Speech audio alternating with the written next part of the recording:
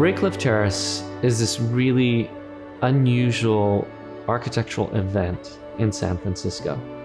It's a tiny street in the heart of one of the most vibrant neighborhoods that somehow collected all these amazing masterworks by the best, what they call second Bay Area tradition architects, which is essentially mid-century modern. There are houses there by Gardner Daly, there's Joseph Eschrick work, there is William Worcester. All my personal heroes are there. You just walk on the street and you're blown away by what's there. And having the opportunity to be able to work on that street and participate in that was something really amazing. And particularly having that opportunity with this client. When we were planning the house, we were very conscious about the environment, where the sun was. On the south side, that's where the sort of social court off the kitchen and family room, that's the gathering space, because that south light is really precious. And we wanted to bring as much of it into the house as possible and then really get access to it. On the north side, it wouldn't get a lot of sun.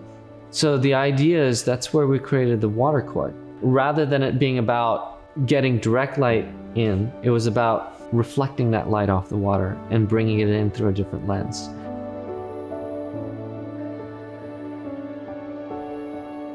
The way that the materials are divided up and have rhythm, it set up a wonderful language to then sort of create openings and have a way to sculpt openings. One of the things in architecture is sometimes you can get boxed in by sort of creating modules and then having to follow your modules. Here, the patterns on the siding were intentionally done in a very sort of random mixture, so that then we can modulate openings and open up and really create things very specific to the site and very specific to where light and views and all that stuff are.